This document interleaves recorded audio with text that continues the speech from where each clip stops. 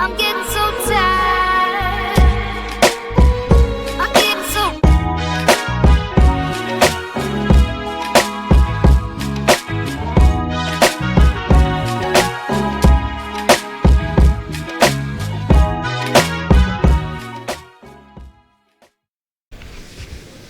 Y'all know what's going on. It's time for another episode of Doing Time with Joe. I'm your host, Joe Baker, and welcome to the show, y'all. Look here. Man, Fred and Quita on their way down the road. They done pulled off a heist that's like one of a kind, 1.2 mil, y'all. They rolling. They rolling. Now, check this out, though. The game don't end like this. Because I can't let this end like that. I got to tell you the full story. See, at the beginning of this time, see, I didn't tell you that Fred gave me this story to tell. You see what I'm saying? Now, if y'all know like I do, and I know very well that I've been in the penitentiary 30 plus years, y'all. A long, long time, right? So, the only way I would have gotten this story is I had to meet Fred in here. Well, how did Fred end up in the penitentiary after he done pulled off a heist like this, got cleaned away, robbed a dope boy for 1.2? You know what I'm saying? Let me tell you how. On their way down the highway, right, they stopped at one of them little restaurants, them look on the side of the road type thing. Right? And they sitting there eating. But see, Ron, making that kind of money, he had a couple of police that he was cool with. He actually played golf with a couple of them. You feel what I'm saying? Was he paying them all? He would let them beat him in the golf games they would play. You understand what I'm saying? Different things like that. They would beat him. They bet money and all this and that. And they always told him if he needed a favor to call. He didn't ask him about no helping him not get busted and all this and that. That just wasn't his style.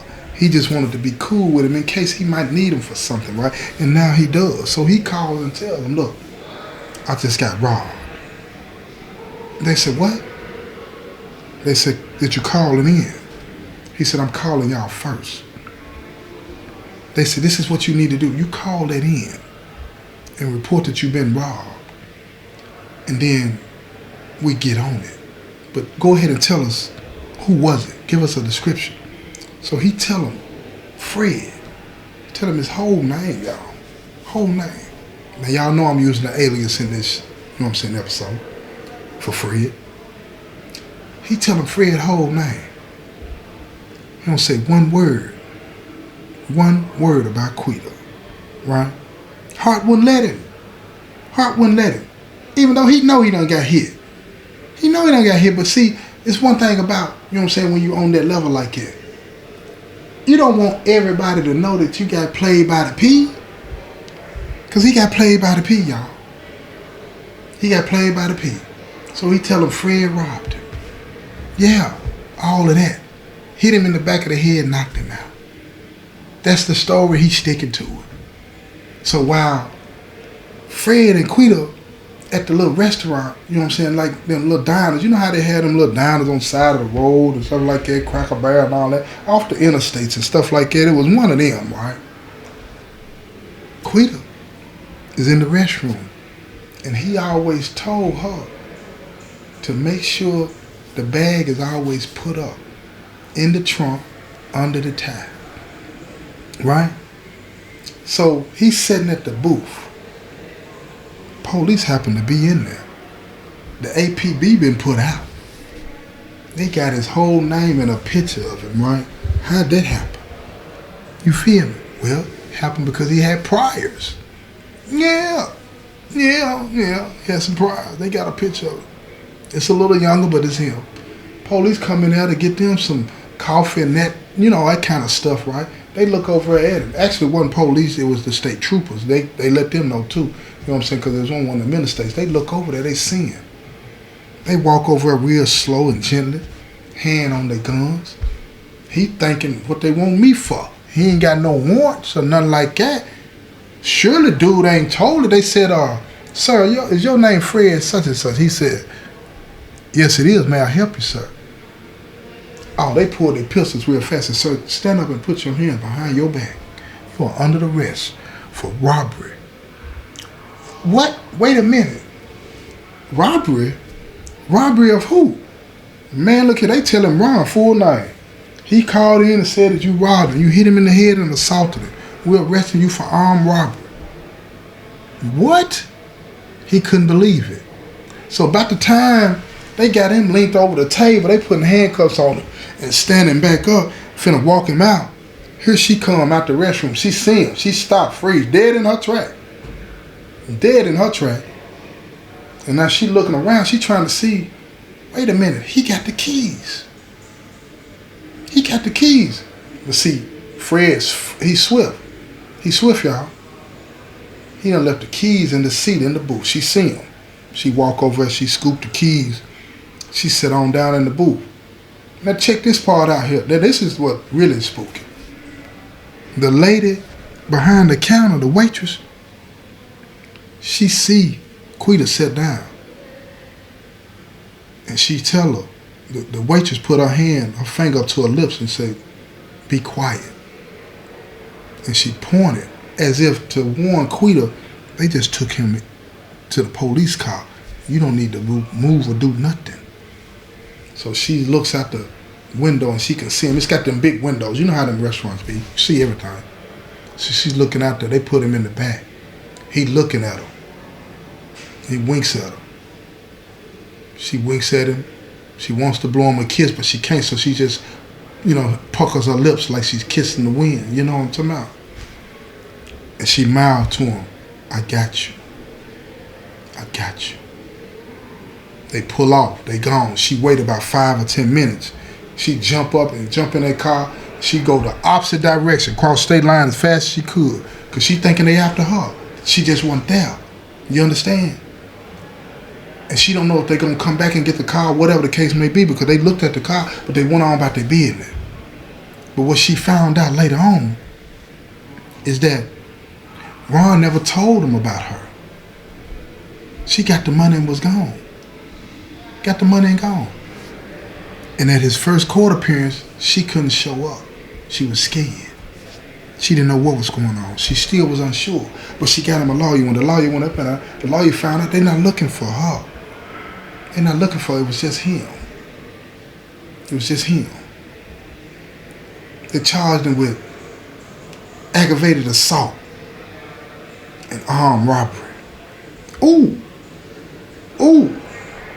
Makes my back hurt just thinking about it. He copped out for 25 of it. Yeah, they could have laid him down long there, but he copped out. As soon as they brought him a decent officer, he copped out. Took that 25. And she been taking care of him ever since.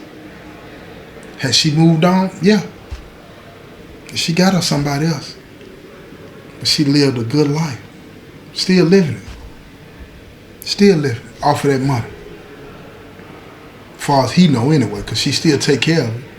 You can take care of a person in penitentiary for a long time, putting $100 a week on their account out of 1.2. Think about that. You ain't finna never really eat into it. And let him tell it. She chopped the money in half. She chopped the money in half. Feel me? And put it up for him. And when he get out, he gonna be straight. I hope that's true.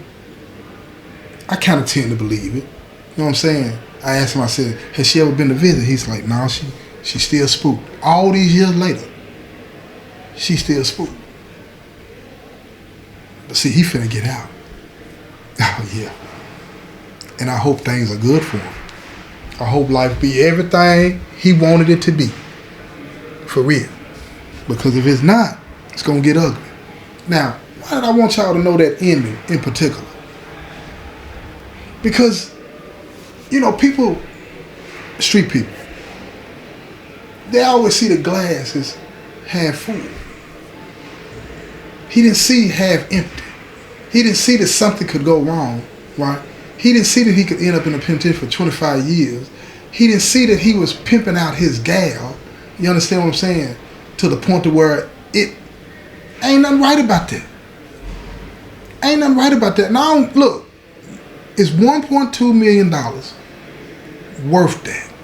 Some of y'all might say it is. I don't. Because see, when I see him walking around, he look old and beat down. Wrinkles on his face.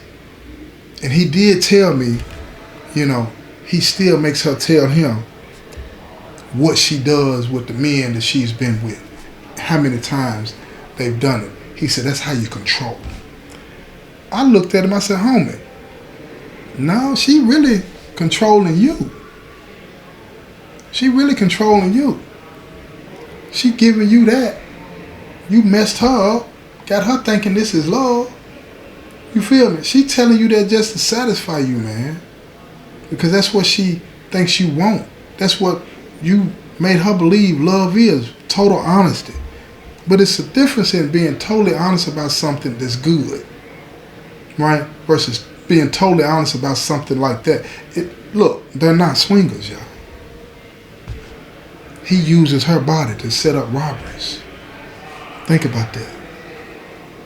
That's hard. Using your body to set up a robbery. Think about that. Don't do it. This life ain't about that. It ain't worth it, y'all. It ain't worth it. This has been another episode of Doing Time with Joe.